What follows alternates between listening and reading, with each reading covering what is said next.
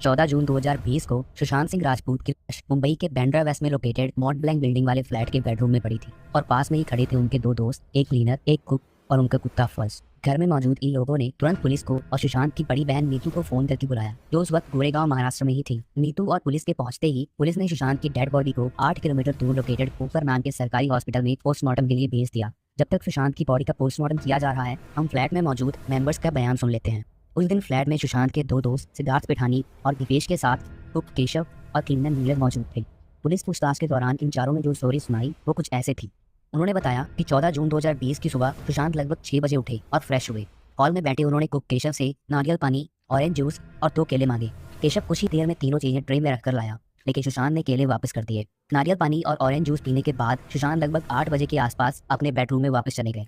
10:30 बजे के आसपास केशव सुशांत को लंच में क्या बनाना है ये पूछने उनके बेडरूम की ओर गए और देखा कि सुशांत का बेडरूम अंदर से लॉक था। ये सोचते हुए कि सुशांत सो रहे होंगे, केशव ने सिर्फ एक बार डोर नॉक किया और वापस किचन में चला गया। लगभग 11:30 बजे सिद्धार्थ और दीपेश जब सुशांत के रूम पे गए तो उन्होंने भी रूम को लॉक पाया और कई बार जोर जोर से नॉक करने पर जब उन्हें कोई भी जवाब नहीं मिला तो उन्होंने एक चाबी बनाने वाले को बुलाया। पर यहाँ ध्यान देने वाली बात यह है कि लॉकडाउन के समय उन्हें 5 मिनट में चाबी बनाने वाला मिल कैसे गया। चाबी वाले ने लॉक देखकर बताया कि इसकी चाबी बनाने में 1 से 1.5 घंटा लग जाएगा, इसलिए उन्होंने दरवाजे का लॉक तोड़ दिया और तुरंत ही केशव चाबी वाले को छोड़ने चला गया। इधर सिद्धार्थ पिठानी ने जैसे ही गेट खोला, दीपेश और नीरज भी उसके साथ अंदर गए और उन्होंने वहां सुशांत सिंह राजपूत की बॉडी को पंखे से झूलते हुए देखा। सिद्धार्थ ने चाकू की मदद से फंदा काटा और सुशांत की बॉडी को बेड पर लेटा दिया और फिर पुलिस और सुशांत की बड़ी बहन नीतू सिंह को कॉल करके वहां बुलाया। लेकिन इनकी स्टोरी के अकॉर्डिंग अगर हम सुशांत के रूम, बॉडी और अपार्टमेंट की जांच करें तो ये केस मर्डर जैसा दिखने लग जाता है। पहली बात ये कि सुशांत के बेड और पंखे के बीच की दूरी 5 फीट 11 इंच थी और सुशांत की हाइट थी 6 फीट। सुशांत की एक आंख पर काला निशान था और उनकी कई हड्डियां भी टूटी हुई थी, जिसका खुलासा उनकी डेथ के 2 साल बाद इस इंटरव्यू से हुआ। ढंग से मतलब पैर में, हाथ में, मतलब बॉडी में मार मार कैसा। अभी देखो अभी मारते वक्त तो उसको कुछ कैसे मारे वो मैं बता नहीं सकता। मैं सर से बात करने गया, सर आधा केस दिख रहा है साहब, मुझे अपन बाद में डिस्कस करिए, थोड़ा सा इग्नोर किया। समझ में आया। अभी इस वक्त मैं इसलिए बता रहा हूँ, अगर वो फ्रैक्चर था तो ऐसा आदमी ऐसा खुद को के टाइम ऐसा कर नहीं सकता, इस वजह से। और जो मार्किंग मैंने बताया वो भी नहीं हो सकता। और हाँ, अपार्टमेंट के सारे सीसीटीवी कैमरास बंद क्यों थे, लेकिन फॉरेंसिक और पुलिस की रिपोर्ट ने इस डेथ को सुसाइड का नाम दिया। पर फैंस और पब्लिक को ये बात कुछ जची नहीं और इसी पब्लिक प्रेशर के चलते ये केस सीबीआई को सौंप दिया गया। पर सीबीआई ने भी इस केस को ड्रग्स और डिप्रेशन से रिलेट करके सुसाइड बताया। लेकिन सुशांत की फैमिली को पुलिस, सीबीआई और हॉस्पिटल की रिपोर्ट पर भरोसा नहीं होने पर उन्होंने पटना पुलिस के पास रिया चक्रवर्ती और उसके भाई शौविक चक्रवर्ती के खिलाफ एफआईआर दर्ज कर दी।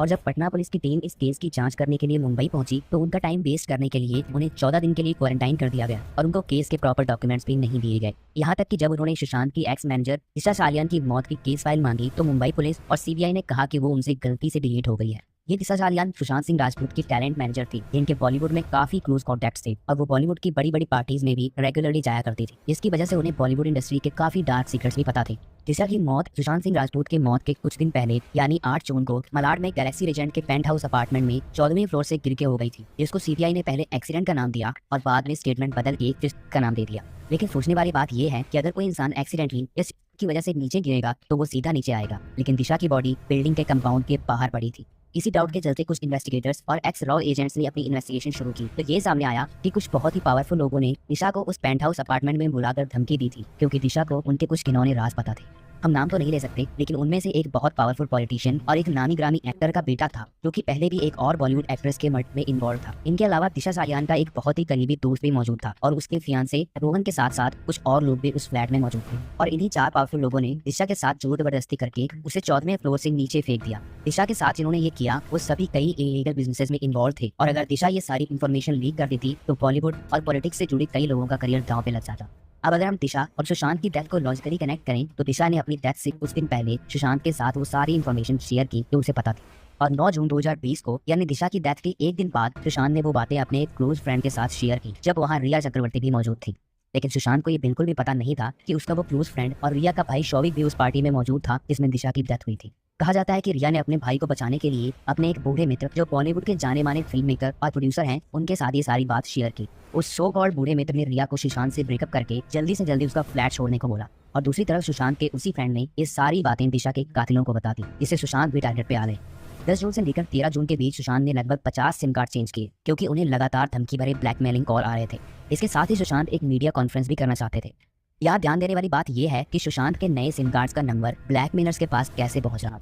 अब अगर इस थ्योरी को पूरा करें तो 13 जून की रात को महाराष्ट्र के एक फेमस पॉलिटिशियन की BMW मॉन्ट ब्लैंक से लगी हुई दूसरी बिल्डिंग के CCTV कैमरा में दिखाई देती है। इन सभी प्रूफ्स को लेकर कुछ डिटेक्टिव्स जो स्टोरी सामने लाते हैं वो ये है कि दिशा के मर्डर्स ने सुशांत के अपार्टमेंट में मौजूद चारों लोगों को धमकाया और पैसों का लालच दिया, जिसके चलते उन हाउस मेंबर्स ने सुशांत के पानी या किसी ड्रिंक में कुछ नशीला मिलाकर उन्हें पिला दिया। और फिर 13 जून की रात दिशा के मर्डर्स BMW से सुशांत के अपार्टमेंट में पहुंचे। नशे में चूर सुशांत के साथ मारपीट करने के बाद उसके कुत्ते के पट्टे का इस्तेमाल करके उनका गला दिया गया और सुशांत की बॉडी को उनके बेडरूम के पंखे से लटककर रूम को बाहर से लॉक कर दिया और चाबी अपने साथ ले गए।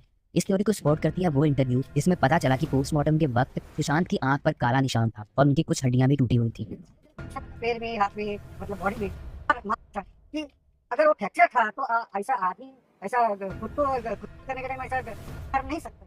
इस वजह से, और जो मार्किंग मैंने बताया वो भी नहीं हो सकता।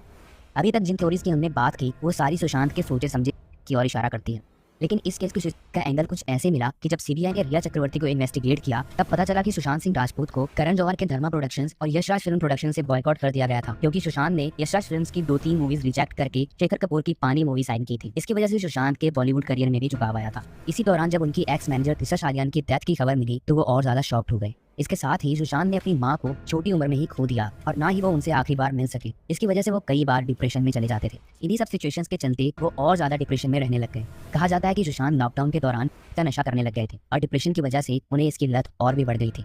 फिर दिसंबर 2019 में उन्हें बाइपोलर डिसऑर्डर की शिकायत भी महसूस हुई। बाइपोलर डिसऑर्डर के दौरान इंसान कुछ हफ्तों के लिए बहुत ही ज्यादा खुश और मोटिवेटेड रहता है, जैसे वो पूरी दुनिया जीत लेगा, पर फिर कुछ हफ्तों के लिए उसे ऐसा लगता है कि उसकी लाइफ का कोई मतलब नहीं है और वो एक हारा हुआ इंसान है। इसी बाइपोलर डिसऑर्डर की वजह से सुशांत अपनी जिंदगी के आखिरी हफ्ते में इतने ज्यादा डिप्रेस्ड थे कि उन्हें अपनी एक्टिंग स्किल और टैलेंट पर शक होने लग गया था। इसकी वजह से 14 जून 2020 को उन्होंने अपने आप को रूम में बंद किया और अपनी जान ले ली। लेकिन सोचने वाली बात यह है कि जो इंसान हर रोज डायरी लिखता हो उसने से पहले एक तक क्यों नहीं लिखा। सुशांत सिंह राजपूत को इंसाफ मिलेगा या नहीं ये तो हम में से किसी को भी नहीं पता, लेकिन AIEEE में ऑल इंडिया रैंक 7th हासिल करने और स्पेस में दिलचस्पी रखने वाला इंडिया का one of the finest actor तो हमने खो ही दिया। आपको क्या लगता है कि सुशांत सिंह राजपूत नेपोटिज्म का शिकार हुए, अंडरवर्ल्ड का, बॉलीवुड माफिया का, डर्टी पॉलिटिक्स का, या खुद के अंदर का डिप्रेशन ही मौत का कारण?